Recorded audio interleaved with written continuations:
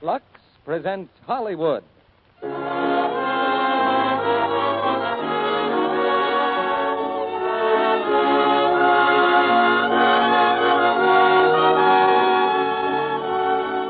The Lux Radio Theater brings you Bette Davis, Herbert Marshall, and Vincent Price in The Letter. Ladies and gentlemen, your producer, Mr. Cecil B. DeMille.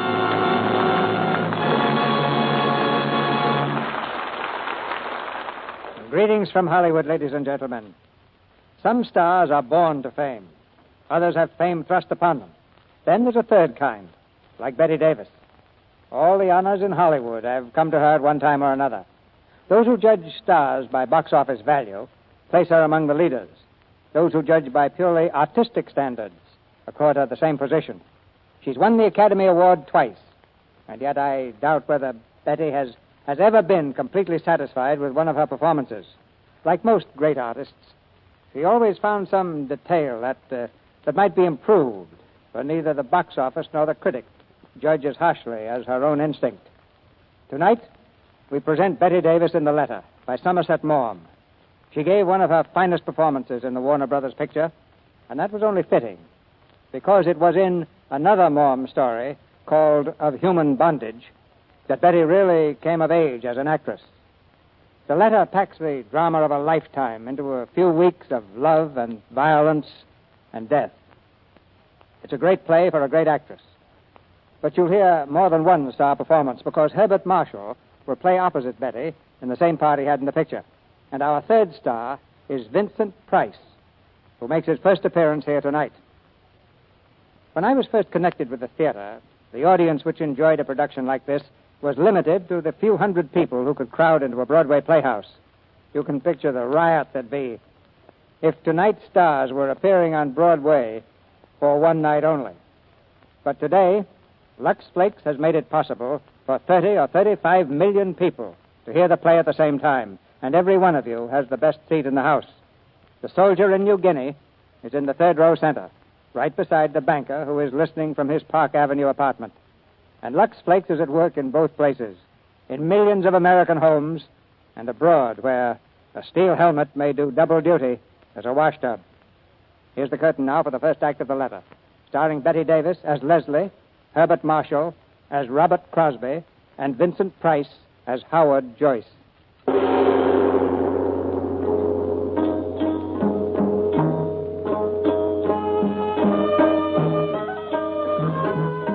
All of this happened a few years ago on the Malay Peninsula, in the days before the war.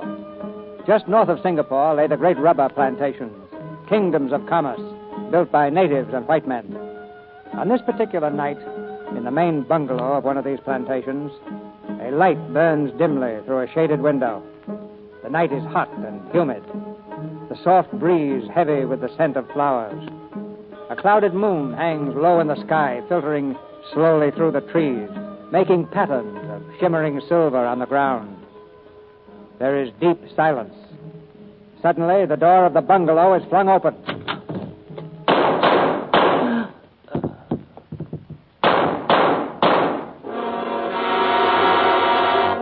Missy, I hear a gunfire. Missy Crosby, I hear.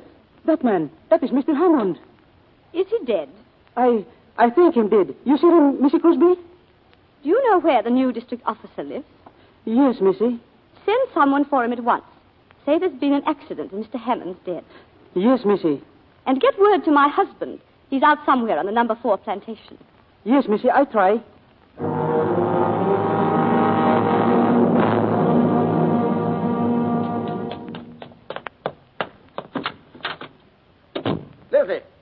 Leslie, where are you? Leslie, I'm here. Mr. Crosby? Yeah? I'm John Withers, the new district officer. Where's Mrs. Crosby? She locked herself in her room. She wouldn't see me until you came. Huh? Excuse me. Leslie, let me in. Leslie, darling, it's Robert. Leslie, what happened? Didn't they tell you? They said Hammond was killed. Is he still out there? I had your head boy remove the body to a shed. Leslie, what happened? Tell me. He tried to make love to me, and I shot him. Leslie. Oh, Robert, I'm so glad There, you come. darling, there. Hold me tight. I'm so frightened. There's nothing to be frightened about. It'll be all right. Oh, there, now, that's better. I'll try not to do that again. Mr. Withers, I hope you'll understand. I didn't want to see anyone until my husband came. Yes, of course, I understand, Mrs. Crosby. Oh, Howard, come in. I got your message in Singapore. Howard, how nice of you to come. Naturally, I want to be here if I can help. Oh, you will help me. Us. In every way I can, as your lawyer and your friend. You're a dear. Mr. Withers, this is Mr. Howard Joyce, my attorney. How do you do? How do you do? How's Dorothy, Howard? Oh, she's very well and anxious to see you. Has her sister arrived from England? Adele? Oh, yes. She came last week. Oh. Oh, here now. Here now. Leslie, you better be rested. Oh, I do feel dreadfully faint. Come and lie down, darling. I'll get you a drink. Sorry to be so tired. Nonsense. You're being very brave. How long have you been here, Mr. Withers? About an hour. One of the Crosby houseboys came to fetch me. Was Hammond dead? Oh, yes. He was just riddled with bullets. What? Well, here's the revolver. All 6 chambers are empty. Here, you two. You better have a drink yourselves. Thanks, but I'm afraid I shouldn't. I'm on duty of a sort, you know. Well, I'll have one, Bob. You feeling any better, Leslie? Much better, thank you. Mrs. Crosby, I'm afraid it's my duty to ask you some questions. I think I can wait, Mr. Withers, until my wife... Oh, it's all right, Robert. Really, I feel perfectly well now. Then suppose you tell us, Leslie, in your own words, exactly what happened. I'll try. And take your time, Mrs. Crosby. Remember, we're all friends here. You've been so patient. Well, as you know, Robert was spending the night at number 4 Plantation. Oh, I never mind being alone. A planter's wife gets used to that. Oh, my I dear. had dinner rather late, and I started working on my lace. Oh, I don't know how long I'd been working, when suddenly I heard footsteps outside, and someone came up on the veranda and said, "Good evening, can I come in?" I was startled because I hadn't heard a car drive up. "Who is it?" I asked. "Jeff Hammond." "Oh, of course," I said. "Come in and have a drink." Were you surprised to see him? Well, I was, rather. He hadn't been in the house for ages, had he, Robert? 3 months at least. I told him Robert was over at the number 4 Plantation getting out a shipment or something. Wasn't that it, darling? What did he say to that? He said, "Oh, I'm sorry. I felt rather lonely tonight, so I thought I'd just come over and see how you were getting on." Well, I put on my spectacles again and went on with my work. We chatted about one thing and another. He asked me if Robert had heard that a tiger had been seen on the road 2 or 3 days ago. He said he thought he'd try to get it over the weekend. Oh, yes, I know about that. Don't you remember I spoke to you about it yesterday? Did you? Oh, yes, I believe you did. Well, we went on chatting until... Well, suddenly he said something rather silly. What? It's hardly worth repeating. He paid me a little compliment. I think perhaps you'd better tell us exactly what he said, Leslie. He said, "You've got very pretty eyes. It's too bad to hide them under those ugly spectacles." Has he ever said anything of the sort to you before? Oh, no, never, and I thought it impertinent. I don't wonder. Did you answer him? I said I didn't care a row of beans what he thought about me, but he only laughed and said, "I'm going to tell you all the same. I think you're the prettiest thing I've ever seen." Leslie. Let her finish, Bob. Well, in that case, I said, "I can only think you half-witted." He laughed again and moved his chair up closer. But, Mrs. Crosby, I wonder you didn't throw him out there and then. Well, I didn't want to make a fuss. I think a woman only makes a perfect fool of herself if she makes a scene every time a man pays her a compliment. When did you first suspect that Hammond was serious? The next thing he said, he looked at me straight in the face, and he said, "Don't you know that I'm awfully in love with you?" Swine. Were you surprised? Of course I was surprised. Well, we've known him for 7 years, Robert, and he's never paid me the smallest attention. Why, I didn't suppose he even knew what color my eyes were. We haven't seen very much of him the last few years. Yes. Go on, Leslie. Well, he helped himself to another whiskey and soda. I began to wonder if he'd been drinking before. "I wouldn't drink any more if I were you," I said.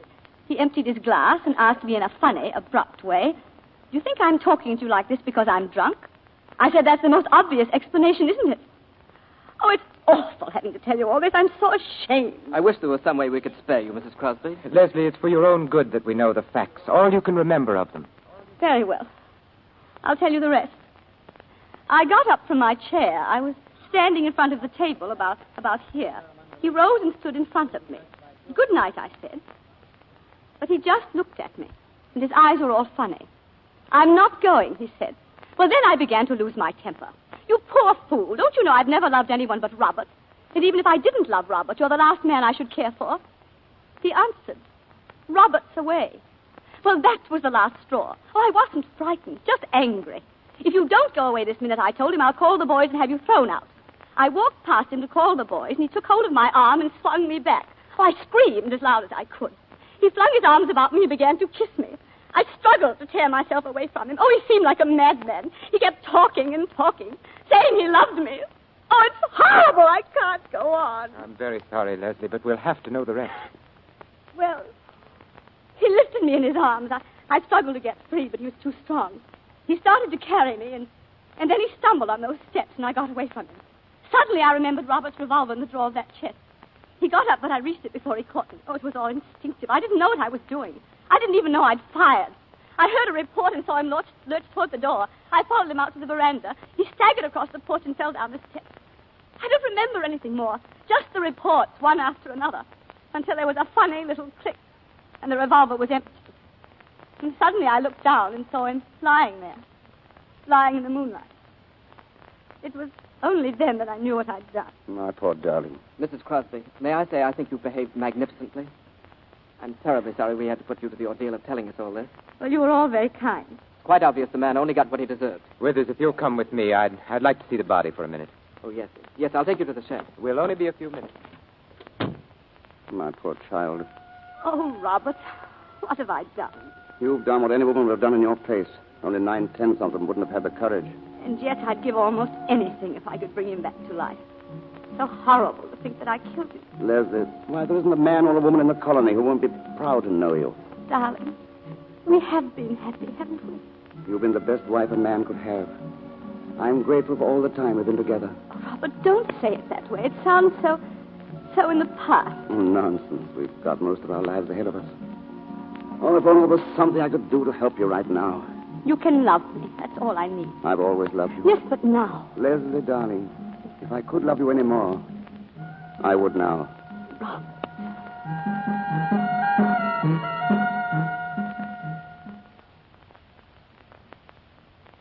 You have to be very indulgent towards my cooking, gentlemen. I can't vouch for it. Well, I can and will. Funny. The head boy running off tonight.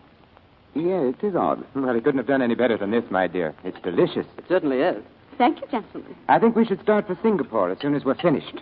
Right away. It's still dark, Howard. It'll be 8 o'clock by the time we get there. We'll ring the Attorney General and find out when we can see him. I think that's the first thing to do, don't you, Withers? Yes, I think that's the best thing to do. Would I have to be arrested? Well, you see, Mrs. Crosby, as a matter of fact, I think you're by way of being under arrest now. It's purely a matter of form, Mrs. Crosby. Shall I be in prison? Well, that's up to the Attorney General. But it's quite possible he'll be able to accept bail. He's a very good fellow, and I'm sure he'll do everything he can. How do you mean, be able to accept bail? Well, my dear, it depends on what the charge is. What do you mean by that? I think it not unlikely that he'll say that only one charge is possible, and in that case, well, I'm afraid that an application for bail would be useless. What charge? Murder. Leslie.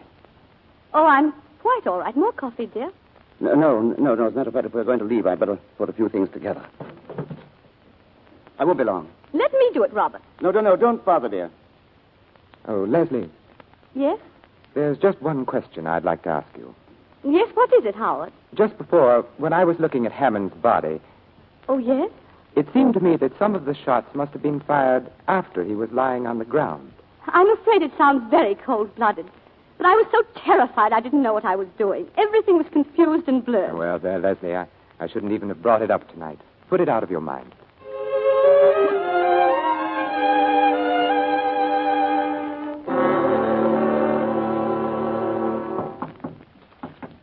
Come in. Well, Longchi? Mr. Crosby to see you, sir. Oh, ask him to come in. Mr. Crosby, Thanks. Hello, Bob. How is she? Have you seen her? if I can be of any assistance, sir, I shall remain within call. Not at the moment, Ong, thanks. Ong has been a great help on the case. He finds out everything. He's the perfect confidential clerk. I tried to catch you at the house. I had to see you, Howard. Needn't hesitate about coming to the office, Bob. You know you're always welcome. How is everything? Everything's fine. In fact, Leslie's much better than you. She hasn't turned a hair. She's worth 10 of me. I don't mind confessing I'm all in. The first time we've been separated for more than a day since we were married. Oh, you mustn't let yourself go to pieces, old man. I've tried to work, but it's no good. The estate can go to blazes for all I care. I hate the house and every tree on the place. But then why not stay in town with us? Dorothy's for it, and so am I. Thanks, I think I will. I won't be so lonely. Oh, you'd better get some sleep before you see Leslie. You don't want her to have to cheer you up. She's a plucky woman. It's monstrous they should have to keep her in that filthy prison all this time. They have no choice. Anyway, it's only a week now before the trial. Well, the whole thing's a farce. Why subject her to the ordeal of a trial? Because she admitted killing a man. A trial is inevitable. She shot him as she would have shot a mad dog. You don't have to convince me, Robert. You know, it's curious Hammond was able to keep his life so hidden. that gambling house he owned, and especially the Eurasian woman. Will she be one of the witnesses? Well, I shan't call her. I'll just produce evidence that Hammond was married to her. You managed to keep that marriage a secret, too. Oh, I know you're busy, Howard. I can't tell you how grateful I am. No nonsense. Now stop worrying. That's your lawyer's job. All right, thanks, old man. I'll see you up at the house. Yes? Mr. Joy, Well, Long? if you are not too busy, sir, may I trouble you for a few words in private conversation? No trouble at all. It has to do with the case of the Crown versus Crosby. Yes? A friend has brought me information, sir, that there is a letter from the defendant to the unfortunate victim of the tragedy. Well, that's not surprising. In the course of 7 years, I have no doubt that Mrs. Crosby often had occasion to write to Mr. Hammond. But the letter, sir, was written on the day of his death. Well? You will recall that Mrs. Crosby had stated that until the fatal night, she had had no communication with the deceased for several weeks. This letter indicates that her statement is not, in every respect, accurate. Have you seen the letter? I have with me a copy, sir. The original is in the possession of a woman who happens to be the widow of Mr. Hammond, deceased. May I read it? Oh, certainly, sir. Of course, as I said, this is but a copy. Can you understand it, sir? Perfectly. Ong, it's inconceivable that Mrs. Crosby should have written such a letter. May I suggest, sir, that it would be well to make sure, since my friend is of the opinion that the letter would be of some interest to the prosecutor. I'm obliged to you, Ong. I'll give the matter my consideration. Very good, sir. Do you wish me to communicate that to my friend? It might be well if you kept in touch with him. Yes, sir. It might be very well.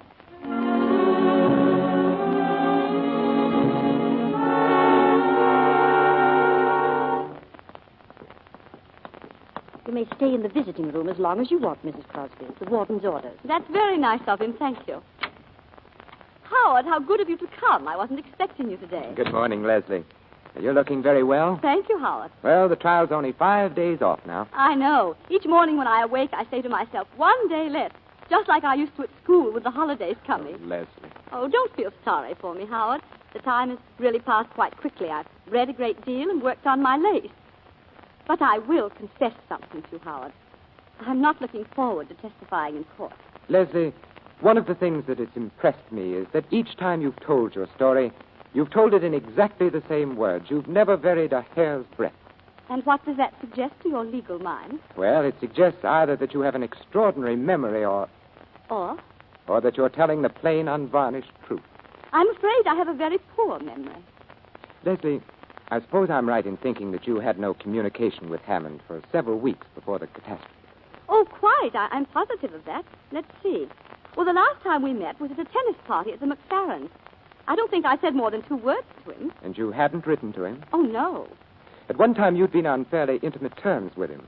How did it happen that you stopped asking him to anything? Well, we hadn't anything much in common. He was very popular, you know, and there didn't seem to be any need to shower him with invitations. Are you quite certain that was all? Well, I may as well tell you. We heard about his wife. And once, just by chance, I actually saw her. Oh, well, you never mentioned that. What was she like? Horrible. Covered with gold chains and bangles and bracelets. And a face like a mask. And it was after you knew about her that you stopped having anything to do with Hammond. Yes. Leslie, I think I should tell you that there is in existence a letter in your handwriting from you to Jeff Hammond. Well, I've often sent him little notes to ask him something or other. This letter asked him to come and see you because Robert was going to be away. Oh, but that's impossible. I never did anything of the kind. Here, you'd better read it for yourself. This is not my handwriting. I know that. It's said to be an exact copy of one written on the day of Hammond's death. Well, Leslie?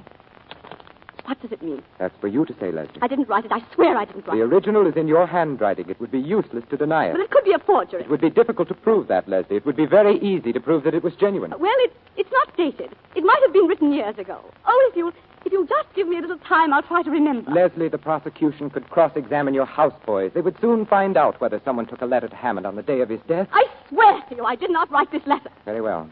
Then there's nothing further to talk about. I'll be going. Howard, wait a minute. I I did write it. But you see, I was afraid to mention it. I thought none of you'd believe my story if I admitted that he'd come there at my invitation. Go on. You see, I was preparing a surprise for Robert's birthday. I knew he wanted a new gun, and, I'm so dreadfully stupid about sporting things.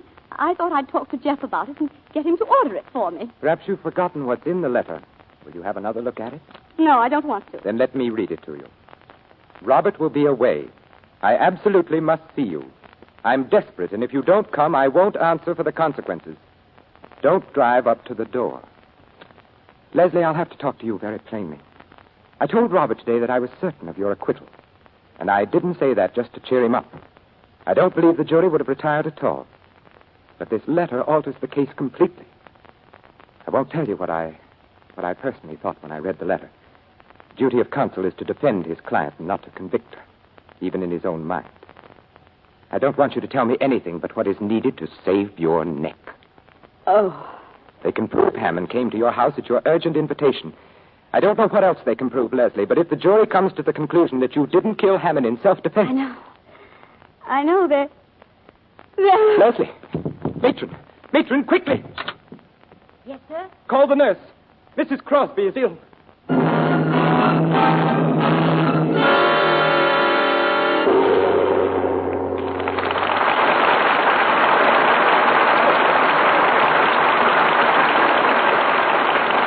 While we wait for Betty Davis, Herbert Marshall, and Vincent Price to return with Mr. DeMille for Act 2 of The Letter, do you remember this tune?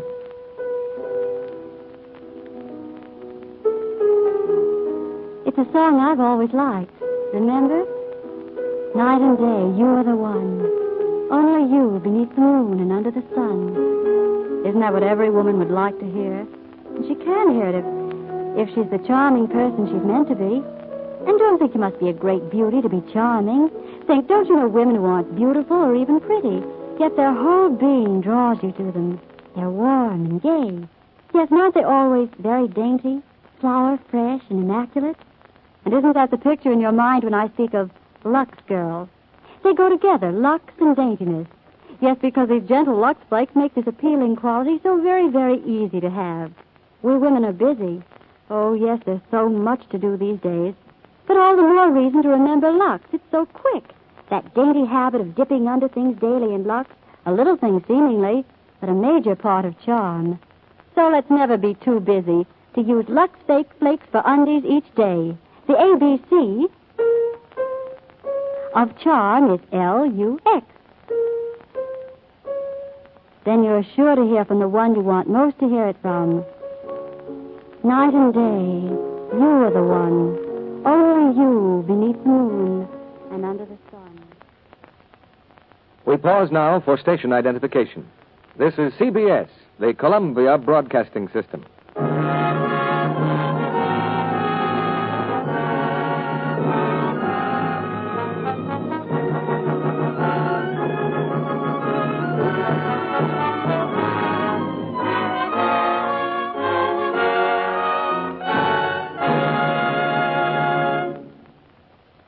Act 2 of The Letter, starring Betty Davis as Leslie, Herbert Marshall as Robert Crosby, and Vincent Price as Howard Joyce.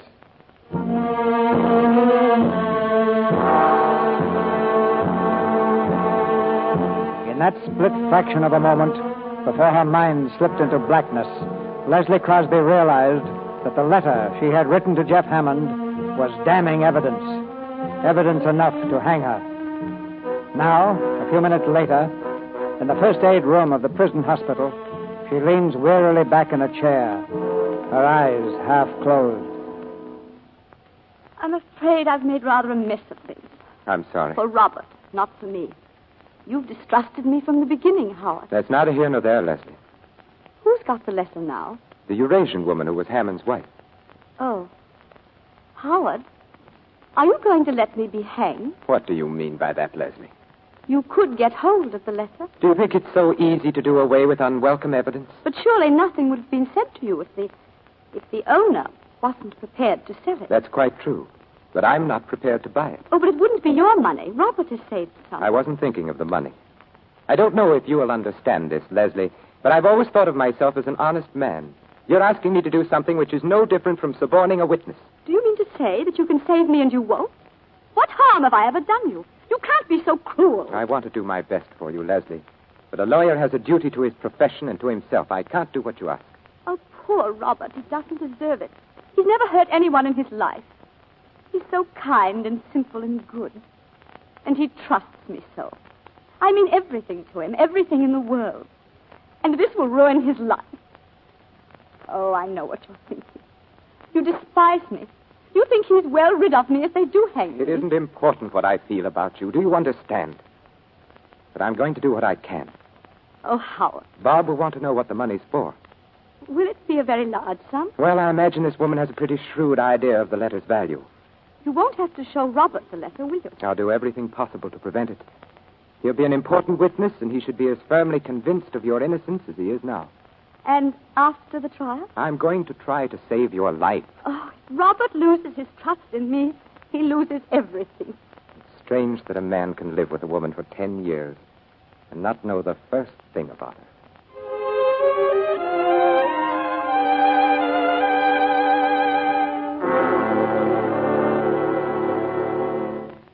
You say your friend could be induced to part with the letter? I believe so, sir. But my friend has not got the letter, sir. The woman has it. She did not know the value of it till my friend told her. What value did he put on it? $10,000, sir. Only 10,000? Well, why not 50 or 100? For the reason, sir, that Mr. Crosby has in the bank a savings account in the amount of only $10,450. $10,000 is a good deal of money, Ong. Well, I'll speak to Mr. Crosby. Have the woman come to my office. I was about to mention, sir, she made 2 conditions. She insists that the money shall be brought to her.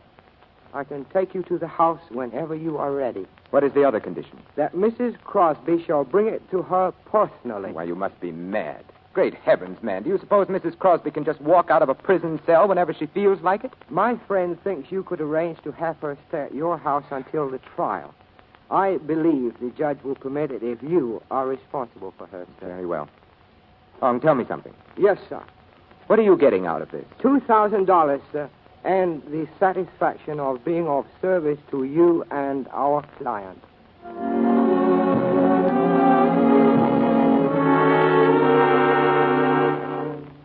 Sit down, Howard. I've taken the liberty of ordering for you. Oh, thanks. You're looking more cheerful, Bob. I feel better since this morning. I guess you're finally convinced that we have nothing to worry about. Well, as a matter of fact, Bob, something has come up. Oh, it's nothing very much, but I thought I'd better have a talk with you about it. Yes? Well, it seems Leslie wrote a letter to Hammond asking him to come to the bungalow on the night he was killed. Why, that's impossible. You heard her say she'd had no communication with him for weeks before it happened. Nevertheless, she did write the letter. She wanted his advice on something she was buying you for your birthday. Your birthday was about then, wasn't it? Yes, it was the end of April. In the excitement, she forgot the letter at the time and then later was afraid to say she'd made a mistake. But that's not like Leslie. She isn't afraid of anything. This was a pretty serious mistake, and she realized it. Who has the letter? Hammond's widow. She threatens to turn it over to the prosecution. Well, what if she does? Leslie can explain it in court just as she explained it to you. Yes, but don't you see, it might alter things a good deal in the minds of the jury if Hammond came to your home by invitation. Well, what's to be done about it? I think we must get hold of that letter. I want you to authorize me to buy it. I'll do whatever you think is right. All right, buy the letter. I'll pay you back whatever it costs. Good. Now put the matter out of your mind. Oh, by the way, Leslie will be at the house tonight. I've arranged to have her released pending trial.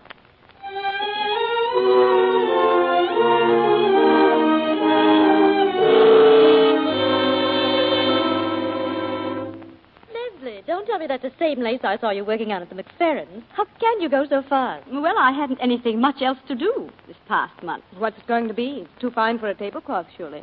It's the coverlet for our bed. Oh, Dorothy, Leslie and I have some work to do this evening. Look here, Robert. Why don't you take the girls to a picture? Well, it won't take all evening, will it, Howard? Well, there's a lot to go over. No use you three hanging around. You'd much better see a good film. Yes, go ahead, darling. It'll take your mind off tomorrow. I want you to. All right, then. I'll bring the car around. Oh, come on, Adele. I can see the legal mind is anxious to get rid of it. Good night, Leslie. Good night. Where do we have to go? The Chinese Quarter. Some sort of shop, I believe. I've always wanted to see the Chinese Quarter. I hear it's a bit creepy. Of course, I'd have chosen other circumstances for a visit. Be flippant about your own crimes if you like, but don't be flippant about mine. Oh, I'm sorry, Howard. I didn't mean to be flippant. Really, I didn't. Maybe it's my own sense of guilt. I have an unpleasant feeling that I'll have to pay the piper for what I'm doing tonight. I'm jeopardizing my whole career, and I have to rely on your discretion. Whatever else I am, I'm not ungrateful. Please forget what I said. Leslie, when did you first start doing that lace work? Oh, a few years ago. How did you happen to take it up? I wanted something to do, and it appealed to me. But it must take enormous concentration and patience. I find it soothing. You mean it takes your mind off other things? Is that a legal question? You're not an ordinary client, Leslie. You've been watching me, Howard. I felt it all evening. Trying to read my thoughts. I'm trying to understand you. Why? Because I'm so evil. That's it, isn't it? Some time ago, I saw a volcano erupt. An island south of here, Guadi. It had been dormant for years. And then suddenly the crest blew off. It was terrifying and beautiful. Fire turned the sky and the sea crimson. And 3 villages melted into ashes. Well, it's time we were starting. Ong Chi will be waiting for us.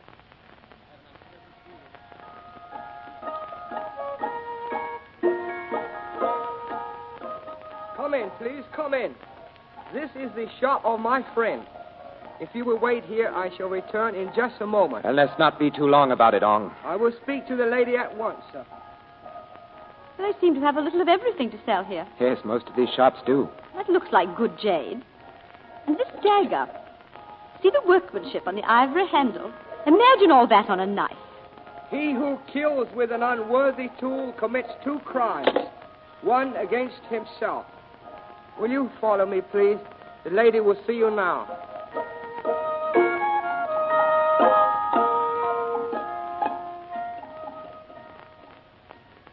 Now, where is she? You said she'd be here. She is coming, sir. Well, what is she standing there for? Ask her if she has the letter. Yes, sir. 那個風是係什麼風霜？叫佢女人吹佢㗎麼？好唔該。叫佢吹㗎麼？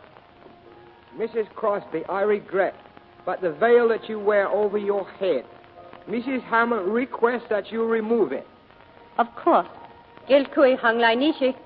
Mrs. Crosby, Mrs. Hammond has a further request. She wishes you to walk over to her. Now, look here. Tell her this is enough. Howard, it's all right. I don't mind. Ne sang oi fangsun. Ne nung dim hega. Heyunga deha. What does she say? Mrs. Hammond say you may have the letter if you will pick it up at her feet. Thank you.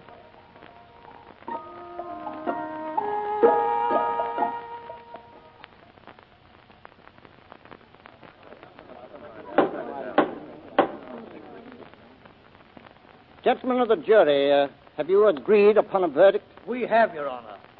The prisoner will please rise and look upon the jury. Do you find the prisoner at the bar, Leslie Crosby, guilty or not guilty? We find the defendant not guilty.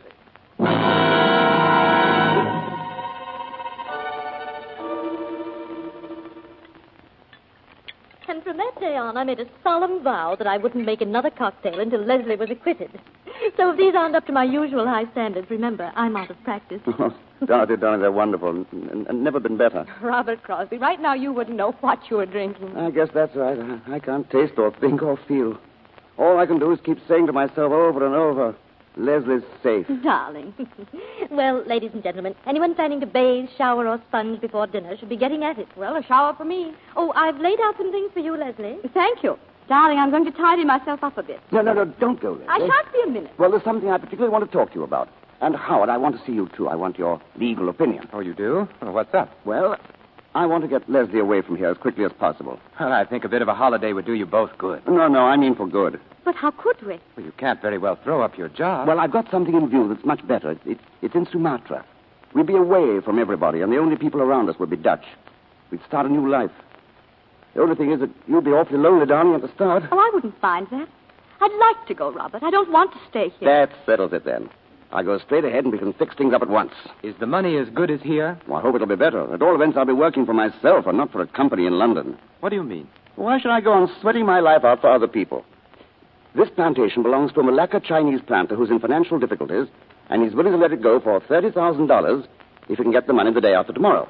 Well, how on earth are you going to raise $30,000, Bob? Well, I've saved about 10, and the bank is willing to let me have the balance on mortgage. Robert, darling, I shouldn't like you to take such a risk on my account. I'll be perfectly all right here. Really, I shall. Nonsense, darling. You just said you wanted to go. But I'm not sure it wouldn't be a mistake to run away. Everyone's been so kind, and they'll all help to make it easy for us. I do think the thing to do is to stick it out here. Anyhow, Bob, it's not a thing you want to rush into. Let's wait and see. Why should I wait? It's a good thing, and I don't want to lose it. Look, I've got all the papers in my briefcase. I'll go and get them, and you can see for yourself. And I have a couple of photographs of the bungalow to show Leslie. I don't want to see them, please, Robert. Oh, now, come, darling, that's just nerves. That shows how necessary it is for you to get away. But, Robert, Leslie, darling, in this case, you must let me have my own way. I won't be a minute. Howard, what are you going to do? What can I do? Oh, don't tell him now. I can't bear any more. You heard what he said, Leslie. He wants the money at once to buy the estate. He can't. He hasn't got it. Oh, give me a little time. I'll pay it back. Leslie, I can't afford to let you have a sum like that. I've mortgaged everything I own. I was glad to advance it, but I... Where is the letter? I have it in my pocket. Oh, it'll break his heart. What shall I do? I don't know, Leslie. If I tell him, he'll want to see the letter, of course. Here we are. Well, he's coming. It's up to you, Leslie. Oh, tell him. Tell him and have done with it.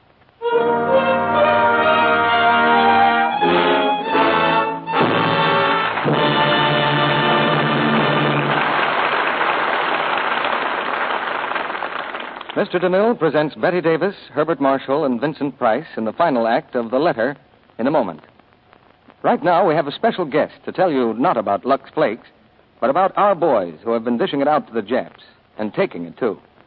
She's Lieutenant Leda Jelinek, an Army nurse stationed at Birmingham General Hospital at Van Nuys, California. I suppose you're quite busy these days, Lieutenant Jelinek. Yes. Many of the casualties from our Pacific campaigns come back here. Boys who've been in tough battles. But they're on the road to recovery now. You know, about 97% of our wounded men live to tell the stories of their adventures. That's certainly a high percentage.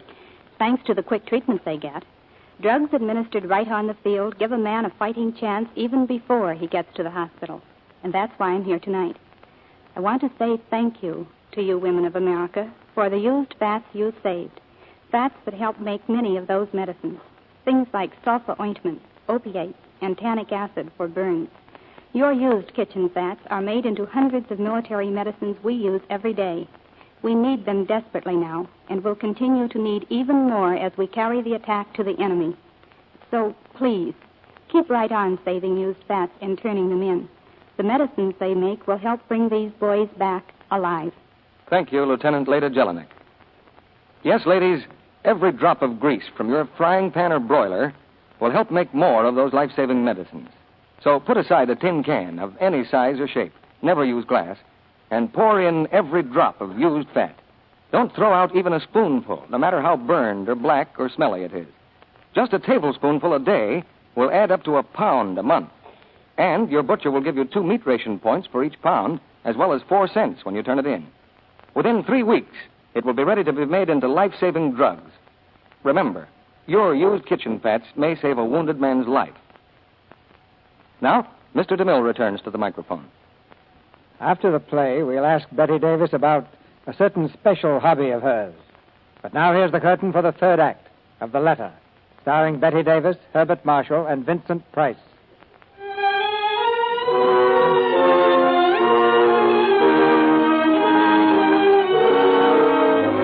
Robert Crosby has returned to the room, his thoughts full of plans for the purchase of the new plantation. In silence, Leslie and Joyce watch Robert, who is brimming over with enthusiasm as he arranges the papers on his desk. This is really a handsome estate. We'll be stealing it for $30,000. Bob, I don't like to throw cold water on your plans, but hasn't it struck you that the costs of what we've been through will be pretty heavy? Costs? Oh, yes, the legal expenses. Oh, no, I'm not going to charge you anything for my own services. But there are certain out-of-pocket expenses. Oh, that's awfully decent of you. I'm not sure I can accept that. But what do these other expenses amount to? Well, the principal item is that letter of Leslie's I mentioned to you. Oh, yes, I'd almost forgotten. You were going to... I had to pay a great deal of money for it. Well, if you thought it necessary, I'm not going to grouse. How much was it? $10,000.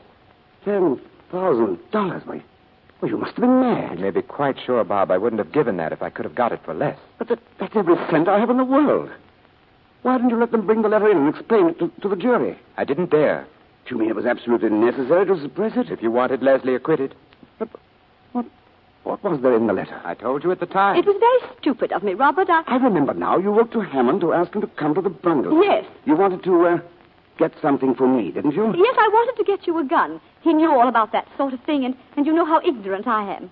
Buying that letter was a criminal offense, wasn't it? Well, it's not the sort of thing a respectable lawyer does in the ordinary way of business. It was a criminal offense. Yes, it was. I might be disbarred for it. Then why did you do it? You of all people. What were you trying to save me from? Leslie, you knew I was buying a gun from Cameron. Why did you want to make me a present of another? Well, how should I know you were going to buy a gun? Because I told you. Well, I'd forgotten. I can't remember everything. You hadn't forgotten that. What do you mean, Robert? Why are you talking to me like this? Who has the letter now? I have. Where is it? Bob, it's not your letter or mine. I've got to pay $10,000 for that letter. I'm going to see it. Let him see it. Thank you. Robert will be away. I absolutely must see you. What does this mean? It means that I was in love with Jeff Hammond. No, you couldn't. We'd been in love for years. It's not true. I used to meet him constantly, once or twice a week. Every time we met, I hated myself for it. It was horrible. I loathed myself. I was like a person who was ill. Then came a time about a year ago when he began to change toward me. Oh, I didn't know what was the matter. I was frantic. I made scenes. I threw myself at his feet. Leslie. Then I heard about that native woman. Oh, I couldn't believe it. I wouldn't believe it. At last I saw her. I saw her walking in the village with those hideous spangles and that chalky face and her eyes like a cobra's eyes. I couldn't give him up. I sent for him. You've read the letter. Oh, we'd always been so careful about writing before, but this time I didn't care. I hadn't seen him for 10 days. He came, and I told him I knew about his marriage. Oh, at first he denied it. I was frantic. I don't know what I said to him. I hated him because he'd made me despise myself. I insulted him. I cursed him. At last he turned on me. He told me he was sick and tired of me, that it was true about the other woman, that she was the only one who really meant anything to him. He said he was glad I knew, because now I'd leave him alone. I knew that if he went out that door, I'd never see him again. I hardly know what happened. I seized the revolver and fired. He gave a cry, and I saw it hit him. I ran after him, and I fired and fired and fired until there were no more cartridges. That's what happened. And I have no excuse for myself. I don't deserve to live. How could you do this? How could you? I'm sorry. I shouldn't let myself go. I've got to think. Leslie. Well? He's going to forgive you. Yes. He's going to forgive me.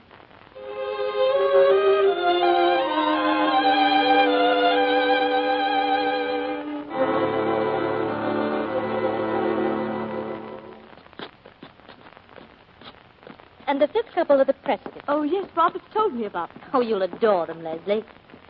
Well, now, both of you get a good sleep because it'll be a late party. Good night. Good night, Dorothy. Night. It's lucky you brought your dinner coat, Robert. You hardly fit in one of Howard's. Now, let's see what else you'll need. Oh, well, how about your studs? They're probably still in the bureau at home. Home. Robert, no use, is it? We can't make it go, can we? I don't know. I'm not sure. Robert, you're so kind and so generous. You should have had the sort of wife you really deserve. Through no fault of yours. I've failed you. Wrecked your life. I can't ask you to forgive me. If you love a person, you can forgive anything. But what about you? Can you go on? I'll try. I'll really try. That's not what I'm asking. I'll do everything to make you happy. Everything in my power. That isn't enough. Unless, Leslie, now, this minute, do you love me? Yes, I do. Kiss me then. Kiss me as if... Rob, No. No, I can't. I can't. Leslie, I can't. tell me, Leslie, what is it? With all my heart, I still love the man I killed.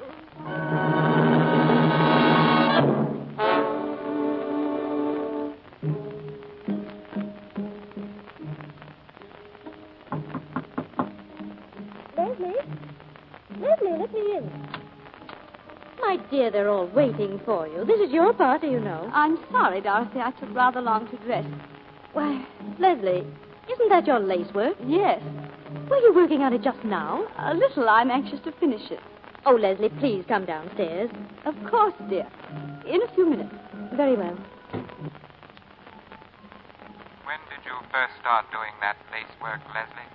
I find it soothing. You mean it takes your mind off other things? I couldn't give him up. I sent for him. At last he turned on me. He was sick and tired of me. She was the only one who meant anything to him. She was the only one. I hardly know what happened. I seized the revolver and fired. Fired and fired and fired until there were no more cartridges. I have no excuse for myself. I don't deserve to live. I don't deserve to... Who's up there? Who is it? You, I see you there. Mr. Crosby. Come here. What you doing out there? I no want to come. She make me come. She tell me I come here. She? Missy Hammond, she tell me I come here. Bring dagger. Leave it outside window. Of course. Mrs. Hammond. Dagger, Missy.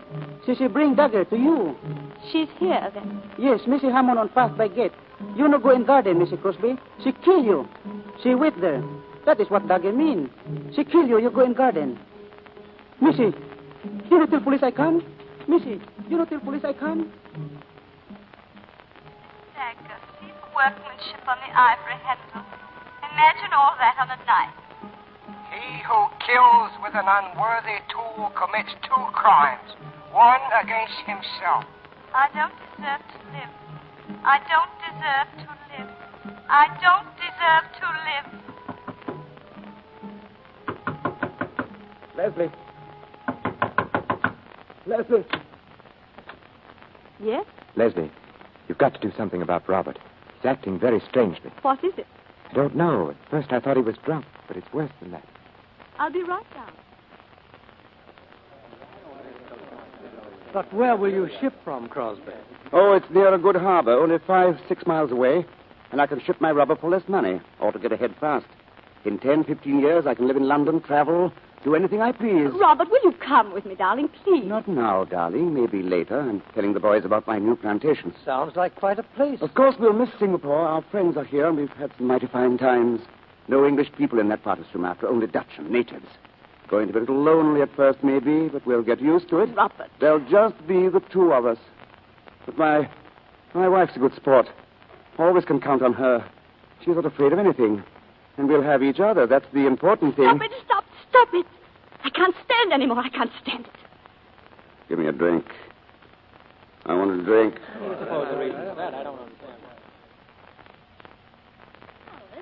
Where is Leslie? She ran out into the garden. The garden. Oh, I'll find her. No, let her alone. There's nothing you can do for her.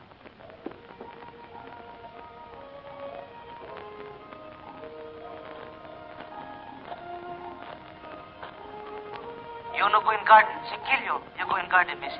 See the workmanship on the ivory handle. She kill you. I couldn't give him up. I sent for him. Robert will be away. I absolutely must see you. I couldn't give him up. What does this mean? It means that I was in love with Jeff Hammond. That's not true. It means I was in love with Jeff Hammond. No. We'd been in love for years. Been in love for years. We'd been in love for years. Mr. Crosby, go back. Go back.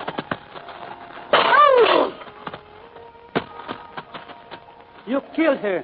You killed her. Say. Who is that? Don't move. The police. The police. Don't move. I will shoot. What do you do here? I do nothing. I tell her no go into garden. I tell her. This woman, she is dead. Say. Ingada sekwe. She killed her. It was right she die. Leslie! Leslie! Leslie!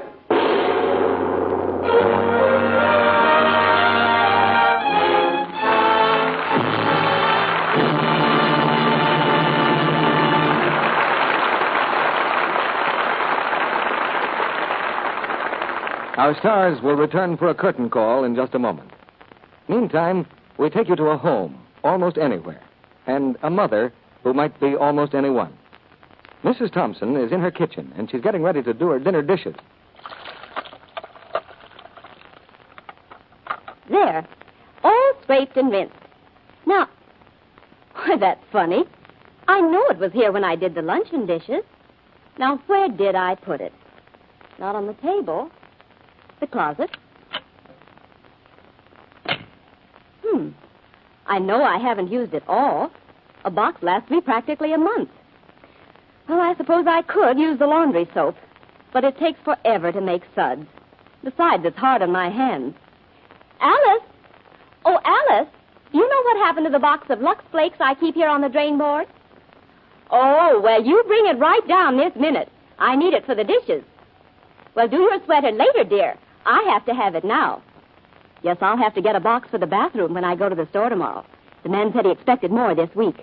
I hate to be caught without Lux. I know what those strong soaps do to my hands. Women everywhere say that once you've used Lux for dishes, you'll never want to use a strong soap again. Lux leaves hands so soft and lovely. Even if they're red and rough from using harsh soaps, just changing to gentle Lux Flakes will take away that dishpan look, make them smooth and attractive again. And Lux is thrifty. You can change dishpan hands to Lux hands for less than a penny a day. Now, here's Mr. DeMille with our stars. A curtain call is one of the oldest traditions in the theater. I don't believe it's ever been better earned than tonight. And coming back to the footlights now are Betty Davis, Herbert Marshall, and Vincent Price. It's a pleasure to be back, Mr. DeMille. I'd like to thank all the people in the cast for their excellent work tonight. Now, to most of us, Betty, your name stands for fine artistry in the theater. But I think that when this war is over, many, many thousands of soldiers will remember you for another reason. That being the Hollywood canteen which Betty started. I've seen the canteen in action, and it's a very fine thing to be remembered for. So that we can keep the record straight, let's give credit to the right people. There were really more than 6,000 who worked together in a team to make the canteen possible. I still say you coached that team, Betty. How many boys have visited the canteen, Betty? Well, I believe about 1.5 million, Vincent, many of whom greatly admired Bart Marshall's work as a busboy. You know, I've often wondered what the fellows talk about when they wander over to the snack bar to see you or Irene Dunn or Eddie Lamar. Well, I remember one boy who paid me a very nice compliment. Hiya, Rosie, he said. I can't stand you on the screen, but you're certainly sweetness and light around here. Well, that's quite a tribute to your acting, Betty. Have you picked a play for next week yet, Mr. DeMille? Yes. And it's a roaring drama of the West.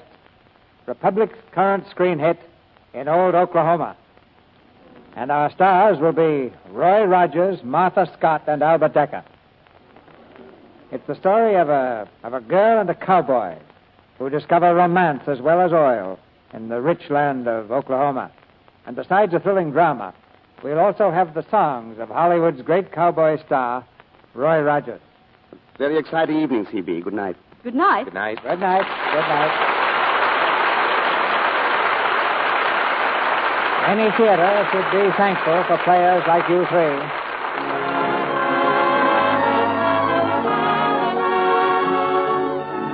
Our sponsors, the makers of Lux Flakes, join me in inviting you to be with us again next Monday night when the Lux Radio Theater presents Martha Scott, Roy Rogers, and Albert Decker in Old Oklahoma.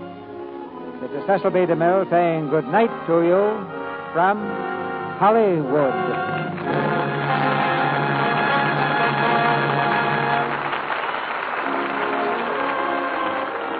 This week, all America salutes those women who are working in war-useful jobs.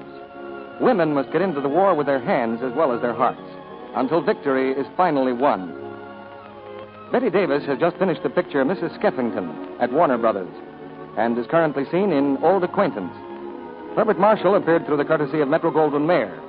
Vincent Price is currently seen in the 20th Century Fox picture, The Song of Bernadette. The Warner Brothers screenplay of The Letter was written by Howard Koch. Heard in tonight's play were Charlie Lung as Ong Chi, B. Benaderet as Chinese Woman, Richard Davis as Withers, and Frederick Warlock, Alex Javier, Regina Wallace, Paula Winslow, Joe Gilbert, Eric Snowden, and Charles Seal. This program is broadcast to our fighting forces overseas through cooperation with the Armed Forces Radio Service. Our music was directed by Louis Silvers. And this is your announcer, John M. Kennedy, reminding you to tune in again next Monday night to hear Martha Scott, Roy Rogers, and Albert Decker in the play In Old Oklahoma. Listen, everybody. Free vitamins for you and every member of your family. Your druggist will hand you a regular 50-cent package of famous Vims free with every large economy-size Vims you buy. A $2.25 value for $1.69. Remember, Vims are vitamin complete. Have vitally needed minerals, too. Complete satisfaction with Vims or your money back. The offer is limited, so hurry to your druggist. Don't wait. Get your free Vims. This is CBS, the Columbia Broadcasting System.